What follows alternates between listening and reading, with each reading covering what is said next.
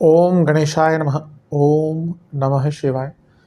मैं निखिल ज्योतिष आचार्य आप सभी का मेरे चैनल पर पुनः स्वागत करता हूं। आशा करता हूं कि आप सभी स्वस्थ होंगे। महादेव की कृपा आप सभी पर सदैव बनी रहे।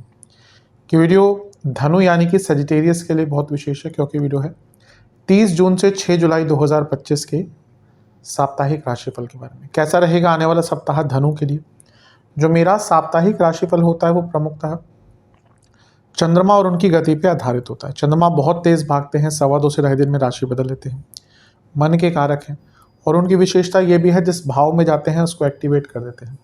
इसीलिए डे टू डे एक्टिविटीज़ पर उनका इम्पैक्ट बहुत होता है, और इसलिए साप्ताहिक राशिफल की विशेषता बहुत होती है। क्या प्रभाव रहेगा आने वाले सप्ताह में चंद्रमा के इस गोचर का हमारे जीवन पर, क्या संभावितः अच्छा हो सकता है, बुरा हो सकता है, इन सभी चीज़ों को जानने के लिए, समझने के लिए, परखने के लिए ये जो साप्ताहिक राशिफल होता है ये अति विशेष होता है। यदि आपकी लग्न राशि या चंद्र राशि धनु है, दोनों ही गाइडेंस के लिए राशिफल को देख सकते हैं। जहाँ से ज़्यादा सूट करता है, रिलेट करता है, वहाँ से इसको ऑब्जर्व कीजिए। व्यक्तिगत तौर पे मेरा मानना है लग्न से देखेंगे तो अच्छा है। इनकेस नहीं पता है आपको अपनी लग्न राशि, तो अपनी चंद्र राशि से भी इसको देख सकते हैं। शुरू करते हैं।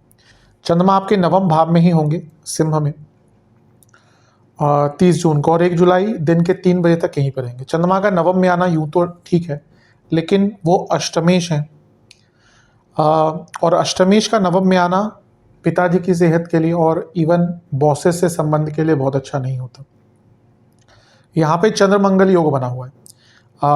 मंगल आपके पंचम के स्वामी हैं और ऑलरेडी यहाँ पे राजयोग बनाकर बैठे हैं, और चंद्रमा आपके अष्टम के स्वामी हैं। तो और साथ ही में मंगल 12वें घर के स्वामी हैं। तो ये विदेश से पैसा, गुप्त धन और अचानक से धन दिखा देता है। लेकिन यहाँ पर चंद्रमा मंगल के प्रभाव में है, जो ऑलरेडी अंगारक दोष बनाकर बैठे हैं, और इसके साथ ही यहाँ पर केतु चंद्रमा साथ में है, यानी कि अमावस्या दोष भी बन गया, सॉरी ग्रहण दोष भी बन गया। इसी कारण से ये जो समय है ये थोड़ा सा अनिश्चिततापूर्ण जाएगा। स्पेशली थोड़ी सी अनस्टेबिलिटी रहेगी जीवन में। नवम में अगर इतना प्रभाव होता है तो अनस्टेबिलिटी आती है, पिताजी की सेहत के लिए अच्छा नहीं होता, और बॉसेस से जो ऑलरेडी प्रॉब्लम्स चल रही थी, कई धनु वाले जातकों को पिछले कुछ दिनों से, जब से एक अंगारक दोष बना है आपके नवम में, आई थिंक 7 जून से, तब से थोड़ा बहुत प्रॉब्लम्स आ रही होंगी बॉसेस से। डिपेंड करता है दशा अंतरदशा कैसी है, प्रत्यंतर तक देखना पड़ता है इसमें तो। लेकिन अब ये चंद्रमा का जब यहाँ पे गोचर होगा तो ये 2-2.5 दिन तो यहाँ पे आपको बहुत ज़्यादा केयरफुल रहने की आवश्यकता है, क्योंकि ये प्रॉब्लम्स और बढ़ेंगी। मंगल क्योंकि 12वें घर के स्वामी हैं, और चंद्रमा क्योंकि 8वें घर के स्वामी हैं और नवम भाव में बैठे हैं केतु के साथ, ये धार्मिक अनुष्ठान कराने के लिए अच्छा। अगर आप अपने घर में कोई धार्मिक अनुष्ठान कराना चाहते हैं या धार्मिक चीज़ों के लिए दान करना चाहते हैं तो बहुत अच्छा योग है। नवांश कुंडली कहती है कि जीवन को थोड़ा एंजॉय कीजिए। अभी लगता है कि आप जीवन को एक मैकेनिकल वे में जी रहे हैं, इससे निकलने का प्रयास कीजिए। दशांश कुंडली, कार्य क्षेत्र में कोई अगर ऐसा व्यक्ति है जो आपको समझता है, जिस पे आप विश्वास करते हैं, तो अगर कोई प्रॉब्लम आती है तो उनसे डिस्कस कीजिएगा। बिजनेस की जहाँ तक बात है, थोड़ा सा अपना पर्सपेक्टिव चेंज कीजिए, कई चीज़ें सरल हो जाएंगी। वैवाहिक जीवन की जहाँ, लव लाइफ की जहाँ तक बात है, अपने पार्टनर को थोड़ा सा टाइम दीजिए, उसकी कमी दिख रही है। वैवाहिक जीवन, चीज़ें बहुत बेहतर हो सकती हैं अगर आप बेहतर करने की कोशिश करें। अभी कोशिश में कमी दिख रही है, इसलिए जो बहुत अच्छा हो सकता है वो अच्छा नहीं हो पा रहा। जहाँ तक स्टूडेंट्स की बात है, मैं यही कहूँगा कि पहले अपने आप को एक्सेप्ट कीजिए, अपनी गलतियों को, अपनी कमियों को, अपनी खूबियों को, और तब आगे बढ़िए। जहाँ तक सेहत का दृष्टिकोण है, जोड़ों का दर्द, गले के रोग, बीपी की प्रॉब्लम रहेगी। सर्वाष्टक में आपका पंचम भाव बली है, थोड़ी सी ओवर थिंकिंग इस टाइम पे बढ़ेगी। 1 जुलाई दिन के 3 बजे के आसपास चंद्रमा आपके 10वें घर यानी कि कन्या में आ जाएंगे, और 4 जुलाई सुबह के 4 तक यहीं पर रहेंगे। चंद्रमा का 10वें भाव में आना एक प्रकार से बहुत अच्छा माना जाता है। अष्टमेश है, तो अष्टमेश का 10वें घर में आना, और ऊपर से वक्री तो नहीं, अभी खैर भी मंद शनि है, शनि की दृष्टि रखना। अब ये 2-3 कॉम्बिनेशंस बन जाते हैं इससे। सबसे पहला, क्योंकि शनि धन स्थान के स्वामी हैं और चंद्रमा को देख रहे हैं जो अष्टम के स्वामी हैं, ये अचानक से कार्यक्षेत्र हो या जीवन हो उसमें धन की वृद्धि अचानक से दिखाता है। और क्योंकि तीसरे घर के स्वामी है शनि, और चंद्रमा को देख रहे हैं जो 8वें घर के स्वामी हैं, और ये स्किल्स का भाव है, और यहाँ से 6ठे भाव के स्वामी है चंद्रमा, कार्य क्षेत्र में कुछ नया काम करने का मौका भी मिल सकता है। ध्यान ये देना है कि ये जो शनि है ये मंद हो गए हैं, ये अभी वक्री हो जाएंगे 13 तारीख को, तो स्पीड इनकी ऑलरेडी कम है। और चंद्रमा 8वें घर के स्वामी 10वें भाव में बैठे हुए हैं, तो कुछ गलतियां हो सकती हैं, चीज़ों को एनालाइज धीरे करेंगे और इसके कारण प्रॉब्लम हो सकती है, तो अपने फोकस पर काम कीजिएगा।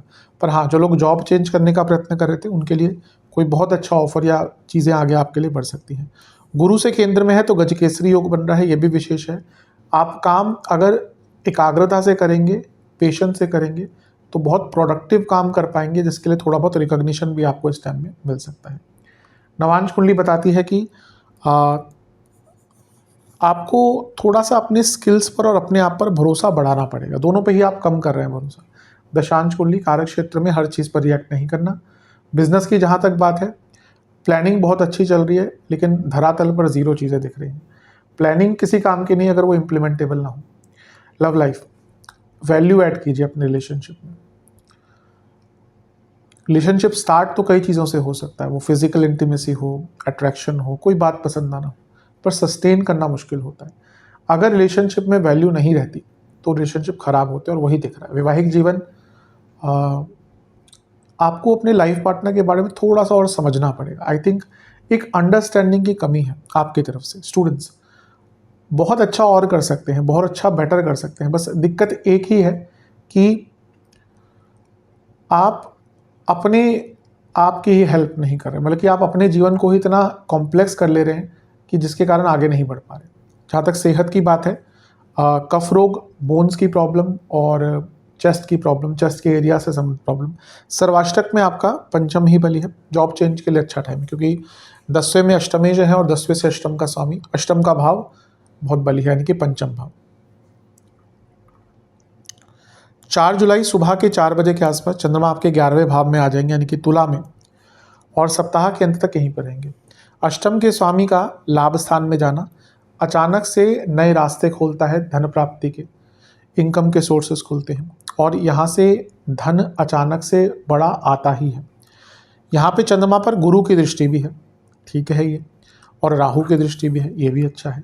गुरु लग्नेश है, चतुर्थेश है, और चंद्रमा 11वें घर में बैठे हैं जो एसेट्स का भाव है, और चंद्रमा अष्टम के स्वामी है जो एंसेस्ट्रल प्रॉपर्टी का भाव है। तो प्रॉपर्टी खरीदनी है, एंसेस्ट्रल प्रॉपर्टी से संबंधित कुछ कार्य करना है, बहुत अच्छा है। और गुरु और सूर्य का प्रभाव ऑलरेडी लाभ स्थान में है और चंद्रमा ने आके एक्टिवेट कर दिया, यानी कि इनकम के सोर्सेज को बदलने का, जीवन में नए मौके ढूंढने का, करियर हो या बिजनेस हो, दोनों में बदलाव लाने का ये बहुत अच्छा मौका है। तो बहुत अच्छा है, बहुत श्रेष्ठ है। लेकिन क्या श्रेष्ठ नहीं है? श्रेष्ठ ये नहीं है कि चंद्रमा केमद्रुम योग में है, कोई भी ग्रह आसपास नहीं है, साथ में नहीं है, तो ये केमद्रुम योग बन जाता है।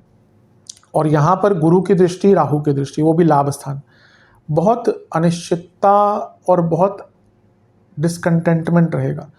यहाँ पे एक ऐसा टाइम होगा आपको जो भी प्राप्त हो जाए या जो भी आपके पास ऑलरेडी अच्छा है, आपको वो भाएगा नहीं। आपका मन कहेगा उसके पास ये है, उसके पास वो है, और इस चक्कर में अपने ही मूड को ख़राब करेंगे। तो इन चीज़ों से थोड़ा सा बच के रहेंगे, थोड़ा कंटेंटमेंट रख लेंगे अपने मन में, बहुत श्रेष्ठ रहेगा। जल्दबाजी से बचिएगा और कहीं ना कहीं लालच से भी बचिएगा। यहाँ पे कुछ ऐसी चीज़ें आपके सामने आ सकती हैं जो बहुत दिखावे में तो अच्छी होंगी, लेकिन असल में कुछ और होगा, तो इससे बचिएगा। नवांश कुंडली बताती है कि ऑथेंटिक चीज़ों के पीछे ही जाइएगा और अपने जीवन में भी ऑथेंटिसिटी लाइए। दशांश कुंडली, कार्य क्षेत्र में जो काम नया मिलता है उसको एक्सेप्ट कीजिए और अपनी गलतियों को भी थोड़ा एक्सेप्ट करना शुरू कर दीजिए। बिजनेस के हिसाब से अच्छा टाइम दिख रहा है, बस जैसे मैंने कहा, लालच नहीं, चकाचौंध से बचिएगा। लव लाइफ, एक फ्लो की कमी है, एक रिदम की कमी है रिलेशनशिप में, आपको कहीं ना कहीं इस पर काम करना पड़ेगा। 2 दिन 3 दिन अच्छे जाते हैं, लेकिन 1 हफ्ता खराब जाता है। अगर ऐसा रिलेशनशिप का पैटर्न चल रहा है, यानी कि प्रॉब्लम कहीं और है। वैवाहिक जीवन, थोड़ा फोकस, थोड़ा ध्यान दीजिए अपने लाइफ पार्टनर की तरफ, जिसकी अभी कमी दिख रही है। जहाँ तक स्टूडेंट्स की बात है, आप बहुत कंफर्ट जोन में चले जाएंगे इस टाइम पे, और ओवरऑल भी दिख रहा है थोड़ा सा कंफर्ट जोन में जा चुके हैं, इससे निकलने का प्रयास कीजिए। सेहत के दृष्टिकोण से नसों की प्रॉब्लम, इन्फ्लेमेशन और इंडाइजेशन, सर्वाष्टक में आपका पुनः पंचम भाव बली, हफ्ते का अंतिम भाग, बौद्धिक कुशलता, बौद्धिक क्षमता, क्लैरिटी, क्रिएटिविटी सब कुछ रहेगी। लेकिन चंद्रमा क्योंकि केमद्रुम योग में है, ओवर थिंकिंग से आपको यहाँ पर भी बचना है। उपाय के स्वरूप में महादेव का गंगा जल और दूध मिलाकर अभिषेक कर शिव चालीसा का एक बार पाठ कीजिएगा। आशा करता हूँ कि वीडियो आपके काम आएगी। चैनल पे नए हैं, सब्सक्राइब कीजिए, वीडियो को लाइक कीजिए। मिलता हूँ आप सभी से मैं अगली वीडियो में, तब तक के लिए ओम नमः शिवाय।